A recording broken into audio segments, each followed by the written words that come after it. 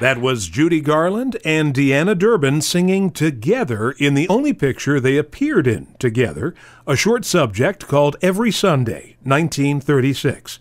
Their friendship, career paths, and rivalry is explored in a new book called Deanna Durbin, Judy Garland, and the Golden Age of Hollywood, by our guest today, Melanie Gall, who, aside from being an author, is also herself an accomplished vocalist who's performed at Lincoln Center and Carnegie Hall and written and toured many award-winning solo shows, including one about Deanna Durbin. Melanie Gall, welcome to the show. Thank you so much. It's lovely to be here. Well, I'm thrilled to have you. I really enjoyed your book. And you know, it's a funny thing. You mention in the book, and it's true, that Deanna Durbin, as big a star as she was in the 1930s and 40s, is not quite as popular today. She's not really remembered in the same way as Judy Garland, especially by members of a younger generation. You yourself are a member of that younger generation. So how did you discover Deanna Durbin? That's a good question. I'd say it's a bit twofold. So growing up, there was a Canadian book series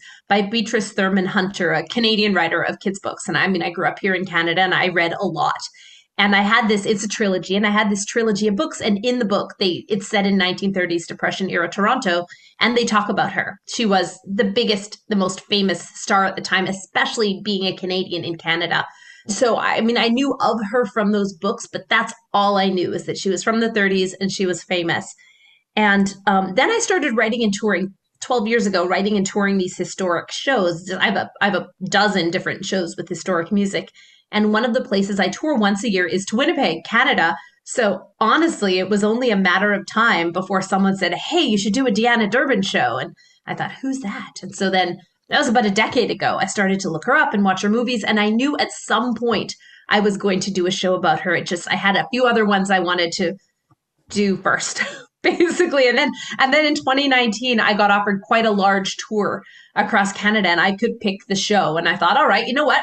It's time. So I had about 3 weeks when I was doing a different show off Broadway in New York, and I went into various archives because a lot of information from old journalists or people's estates who were involved in the performing arts are in archives in various libraries and historical societies around New York. So I went into these archives and I photographed thousands of newspaper clippings and pieces of paper and personal notes from journalists and all of these things. And I had them. And so I did use some of them to develop the show. But then when COVID happened and all touring stopped, I was up in Canada with my mom for 2.5 years. I didn't want her to be alone. Also, I have a pet bird. So we were all up in Canada throughout the pandemic, and the border was closed. I couldn't get back to New York where I was living. And I thought, hey, you know what? Maybe it's time to write that book I've always been wanting to write. And since I had all this research and Deanna Durbin's Canadian and I'm Canadian. And I thought, you know what? I think the book I've always wanted to write is this book. Well, we're glad you did. Now, Deanna Durbin's legacy, I suppose, is kept alive to some degree by movie showings on TCM and your show and now this book. Judy Garland, on the other hand, her legacy is very much alive. It seems to still resonate with pop culture. Why that disparity between Deanna Durbin and Judy Garland? That's a good question, too. And I'm only guessing here, but I think there's various reasons. The first is Judy Garland did die in her 40s. So people are a bit enamored, and I don't blame them with the what could have been with her. Whereas Deanna Durbin was born in 1921. She died in 2013. So she had quite a long life. She left the studio in, I guess 1950 was her last public appearance, 4950. That was her last public appearance, and she died in 2013. So that is a lot of years to allow people to forget you. She also had a certain amount of almost autonomy over her image and her career. She didn't want her movies played on television. She didn't want her movies played in movie theaters. She wanted to be left alone. And the only way that was going to happen was for her to essentially be forgotten. Whereas that's not something Judy ever wanted. She wanted people to watch her and see her and think of her. And when she died, she could obviously no longer control that. So, for those reasons, but also Deanna Durbin, it was the product of a time. We saw her within that time, and it was truly magical. We saw Judy Garland change throughout her life, throughout her career, and I mean, she came closer to our time in a lot of ways. There is another full generation of people who remember her firsthand than remember Deanna. So she didn't have quite as much time to fade either. Would you agree that maybe Judy's tumultuous personal life and personal problems are a source of fascination even still, and that might have kept her more in the public eye, whereas Deanna, like you said, she basically retired and lived a scandal-free life, and we didn't hear about her for years and years. I mean, that's true. People love salacious gossip. I mean, they do. Look at all the gossip magazines. And Judy was an easy target. And also, she created, in a way, and it wasn't always negative drama, but there was always drama and interest wherever she went. And until her later life, because she actually did reconnect with her character of Deanna Durbin later in life. Deanna, who stopped going by the name Deanna and went back to being Edna May, her birth name. She felt that this was a character that she put on, and then it ended for her. It was over. There was nothing. It was a person who no longer existed. It was no longer her, whereas Judy was always Judy. So I want to get into the careers of Deanna Durbin and Judy Garland. Judy, of course, became a huge star at MGM and had that apparatus all around her. They were known for their musicals, so she was perfect for that situation. But Deanna was the star of Universal, and Universal wasn't really known for their musicals. She started at MGM. She didn't do much there. They didn't allow her to do much there. And MGM had the money and the clout and the influence behind it that they could take their time with developing a young star. Whereas for Universal, in many ways, I don't know football very well, but this is sort of a Hail Mary pass. They were out of money. They were going to close down. Joe Pasternak and Henry Koster, the producer and director of her first film, they were going to be fired unless they came up with a hit. So there were all of these things, this almost desperation behind her, which makes an excellent story. Whereas MGM didn't need to throw Judy up on the screen. They could take their time developing her, and they had other people. She wasn't their only juvenile star at the time. And another big difference is their styles. I mean, Judy Garland basically sang popular songs of the day or songs that were written for her from musicals, whereas Deanna Durbin was more or less singing operatic music. Well, exactly. She was always training to be an opera singer. This was always the thing. Deanna was offered her first audition at the Metropolitan Opera at the age of 16, which is the second youngest, I believe, someone had ever been invited to audition there. And I mean, the Metropolitan Opera was just as imposing then as it was now. I mean, I've auditioned for their chorus. I went to opera school. I hold 6 degrees in opera performance. That was my thing for many years. I did not get in the Metropolitan Opera, but I did audition for their chorus once. And yes, it is an imposing machine. And, that's not a bad thing in a lot of ways. But they were exactly the same back then. It turned her into a serious musician because she was going to be an opera singer.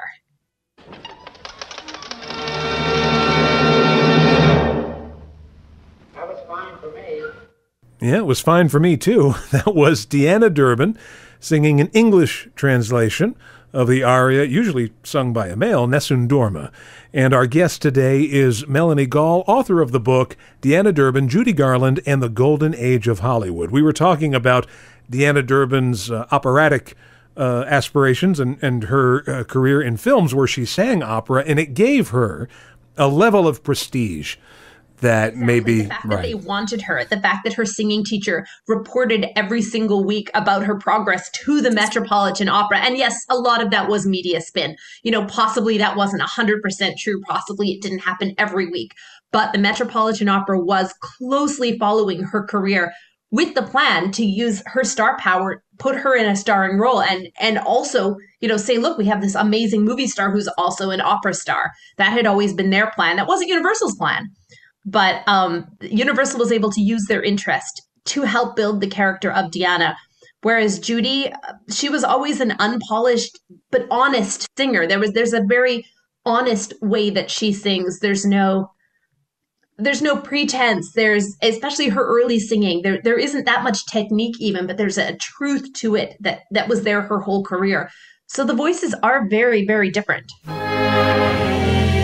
That's us. We're back talking with author Melanie Gall. Her new book is called Deanna Durbin, Judy Garland, and the Golden Age of Hollywood. So setting aside their careers for just a moment, Were Deanna and Judy friends or rivals? Both. They started as friends. And I mean, obviously, I did not experience the same thing, but in opera school, especially when I first started, like my undergrad in college, you're friends with people, but they're your rivals, especially if you're both the same voice type. You're being considered for the same parts. There can't be two stars in the opera. And it was the same at MGM. There couldn't be two stars. They were more or less the same age.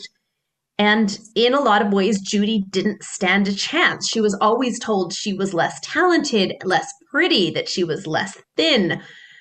And especially once Deanna Durbin became the highly publicized savior of Universal, I mean, they would do whatever she wanted. There's a well-known story about how she asked for French fries for breakfast every day. And they said, here, of course, what else would you like? We will give you anything you like.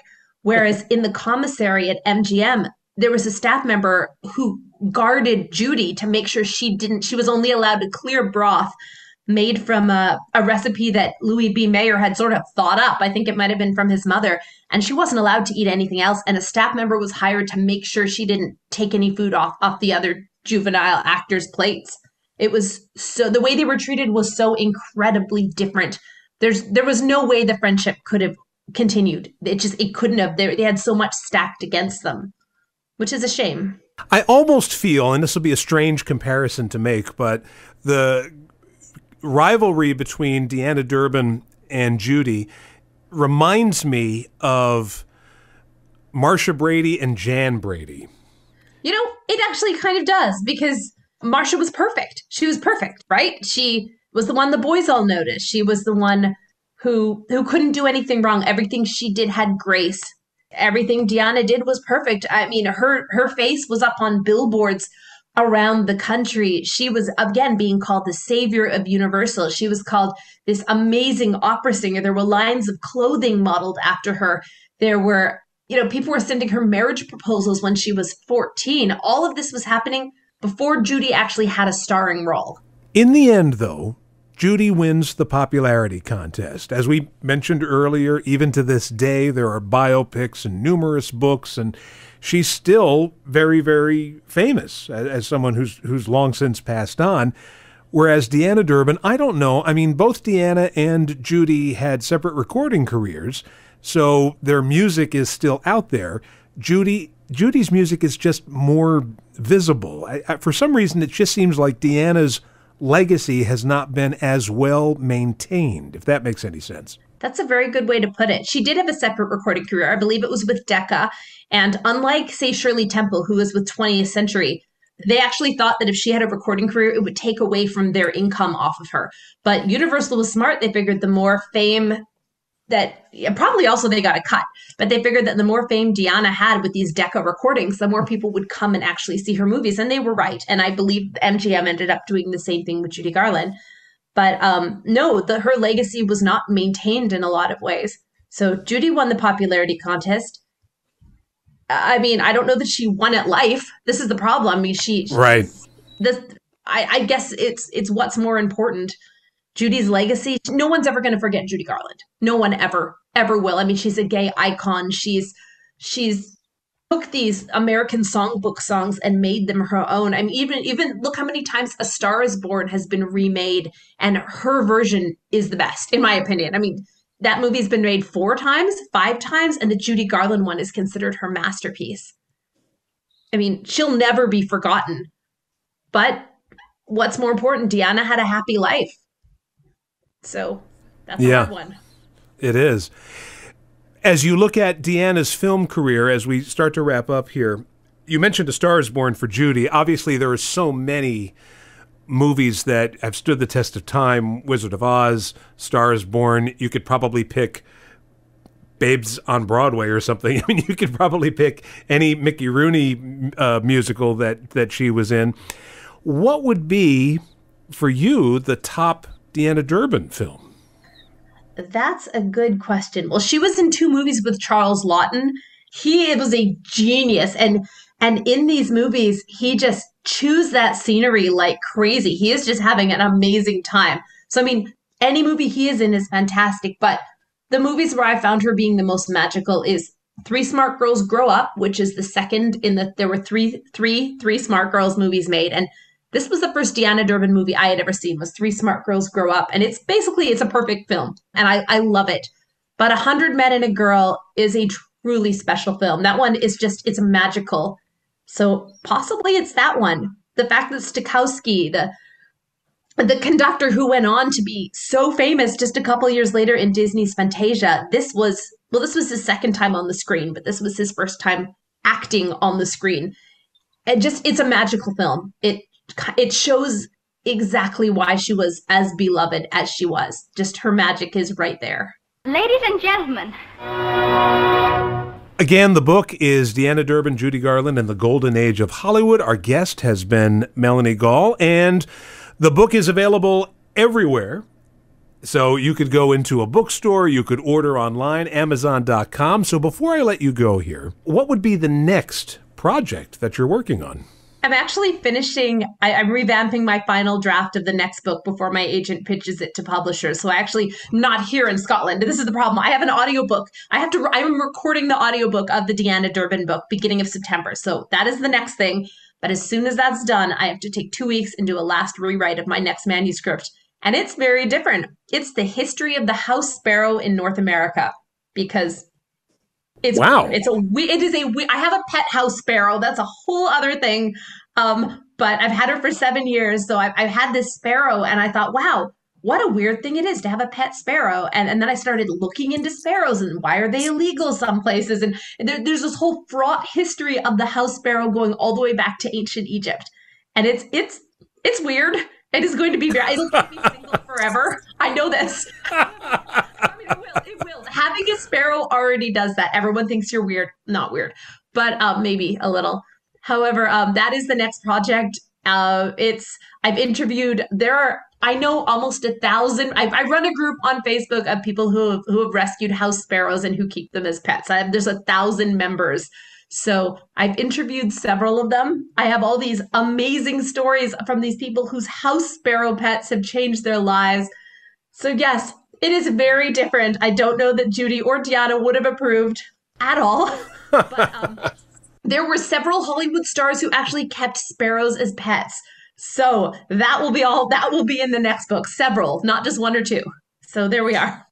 Well, if ever there was a lateral move, that's got to be it, to go from the golden age of Hollywood into the golden age of the house sparrow. Thank you so much for appearing on the show, and have a great rest of your day. Thank you so much. This was lovely.